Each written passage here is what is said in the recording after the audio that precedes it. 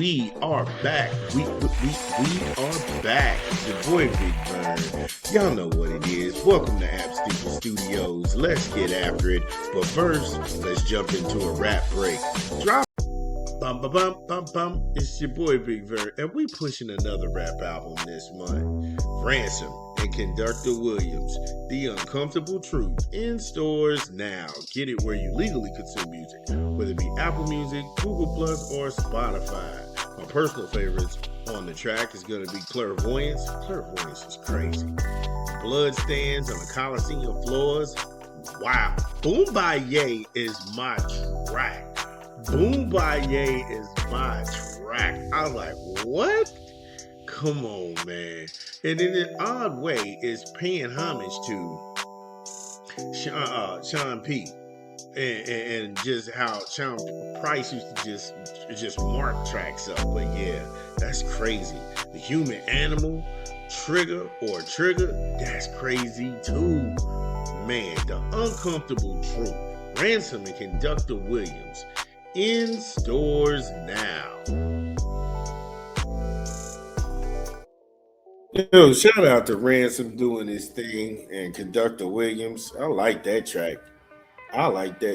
So, shout out to Bud Crawford, Terrance Bud Crawford. He's calling it career. He's 42-0. He is undisputed unified champion in 3 different divisions, 140, 147, and 168, with his masterful beatdown of Canelo Alvarez this past September.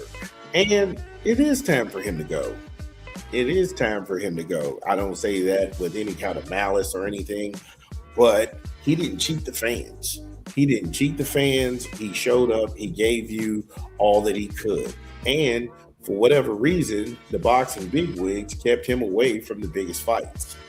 So because they kept him away from the biggest fights, it always seemed like Terrance Crawford was never going to get that big fight. Now, remember, when people started really following Terrance Crawford, because he won over a lot of fans in the Earl Spence lead up, that fight was built in the LDBC. That fight was built by the General, 7-8 Sports, and Black and CCNN. They built that fight for a long time. And so when it kept coming about this whole weird these sides of the streets kind of deal and stuff like that, when the fight happened, it happened when it happened. It happened at the right time. I mean, Earl he survived a car accident, God bless him, and he was able to come back, and he didn't believe in tune-ups. Earl Spence will still go down to me as one of the best guys at 147. And if he doesn't come back, then thank God. Enjoy time with your kids. You know what I'm saying? He's made plenty. I hope he did right by his money. But he gave us many memorable fights. He came off the Adonis Ugas fight. He beat Ugas so bad that dude's eye was bleeding for a week. I mean, he just punished him. And it became that thing, the big fish and, them taunting each other. And until Earl made that fight happen, pretty much, it seemed like Terrance Crawford was going to be this what if. But Terrance, he showed everybody his levels when he beat Earl Spence. And then he went on to fight one fight at 154, and he was challenging himself. And when he said he could beat Canelo Alvarez, I was one of the people who said, yes, he can. I was like, he can beat Canelo. Go back on our channel, look at, I want to say around August. We told you the projection. He was going to stop Canelo Alvarez in round 11. He could have turned it up and stopped him. There was nothing Canelo Alvarez could do with Terrance Bud Crawford that night. He was stronger than him. He was stronger than Canelo. He was quicker. He had better punch placement. He knew where he was going to be at, and he did not run from him. He was in front of him all night. He stood in the pocket with Canelo. So when they kept talking about this whole Canelo remix, I was like, why would you run it back? Nobody takes a second bite of a shit sandwich. Let's just be real. Terrance Crawford beat the brakes off of him. And it wasn't even close. Now, I will be one of the first people to go on record and say Terrance Crawford's 42-0 is better than Floyd Mayweather's 50-0. And the reason that Terrance Crawford and Andre Ward, their O's, stand up is that they didn't resort to circus fights. They didn't resort to circus fights. And that's what hurt Floyd Mayweather, was his inability to go ahead and get guys in there like a Keith Thurman, like a Sean Porter. He wanted to take people when they were past their primes. It is what it is, but he still fought them. You know, he didn't fight Shane Mosley in the middle of Shane and Oscar De La Hoya's trilogies. He didn't fight that guy. He fought Shane on his way out. He didn't fight the body snatcher, Miguel Cotto. He didn't fight him when Miguel Cotto was dangerous in the 2000s, 2001s, where he was beating the brakes off people in Madison Square Garden. He fight him. He fought him coming off of the Antonio Margarito situation. And then Conor McGregor. That's the most unforgivable one, where Conor had all of these people psyched up and all these UFC dummies, that somehow Conor McGregor was going to do the impossible. What highly skilled boxers haven't been able to do is stop Floyd Mayweather. And it just was a farce. Floyd carried that man all night. And as much as Skip Racist Bayless would like to say that man was pillow fisted, he beat the shit out of Conor so bad his brain swelled up. So yeah, no, that's not a thing. And if you think Floyd ain't got no power, he broke the Big Show's nose in WWE. Yeah, we got receipts. But Terrance Crawford, his 42-0 is full of dangerous dogs. Now, most people will go ahead and argue and say, oh, well, he caught Canelo when he was green. Canelo commanded the sport.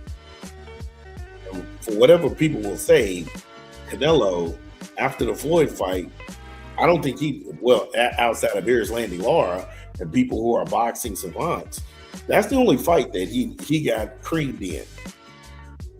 He was outclassed and shown up by Dimitri Bivol. But then, you know, Terrance Crawford comes and doesn't even make it look close. And shout out to him. He's got nothing to prove. Now, I know people will sit up here and say, oh my God, he's got to fight Boots. Fight Boots for what? Boots ain't cleaned out a division. Boots hasn't cleaned. Look, Jerron Boots Ennis hasn't unified any division he's been in. Jerron Boots Ennis has struggled with fighters mightily. He hasn't stepped up to the challenge. He's still trying to go ahead and jockey and play games about getting in the ring with Virgil Ortiz. He's not trying to unify 154. He's not trying to go ahead and get the biggest fights out there. And so we got to stop linking Boots to these guys. Oh, well, since Terrance is retired, then we got to go ahead and put Earl in there against Boots. Earl is just coming back. Why would he even agree to fight that fight? Yeah, he don't take tune-ups. He's been out of the ring for 2 years. So that just doesn't seem like it's going to be possible. But yeah, there's no reason for Terrance Crawford to fight that dude. There's no reason for Terrance Crawford to move backwards and fight at 60. And then the ungodly thing, the winner between Dimitri Bivol and the other Russian dude, they should fight each other, man. You got to get Crawford in there fighting that light heavy. For what? Bro, this ain't Xbox. It's weight classes for a reason. You let Bivol and Homeboy work their situation out. And the winner of that should be fighting David Benavidez. That's how that works. You don't try and put Crawford in there with Benavidez. For what? For what? Y'all just want to see him beat. And the WBC, kudos to Terrance Crawford for telling him to kiss his ass. They try to extort this man. He already paid. Y'all just wanted more money. Come on now. And the thing that y'all do, y'all don't even help black fighters. Y'all bend over backwards for Hispanic fighters. Because you said Canelo, everybody knew he tested dirty for having all kind of stuff in his system. They made it legal for Canelo to have a small amount in his system. They had a female fighter who tested positive for banned substances. Come on now. Canelo's whole team in there. Eddie Reynoso's whole gym is full of guys juicing. Get the hell out of here. Shout out to him. He's not impaired. He gets to enjoy time with his family. He gets to be with his kids. He doesn't need over expenses, medical expenses, and he didn't have to prove anything to anybody. Shout out to Terrance Crawford. Shout out to Terrance Crawford. If you got something other than this, y'all know what the drill is. This is Big Vern. Yeah, it's your boy Big Vern. Y'all know the drill. Get in the comments whether you agree or disagree. Let me know what's going down. It's your boy Big Vern. We'll be back.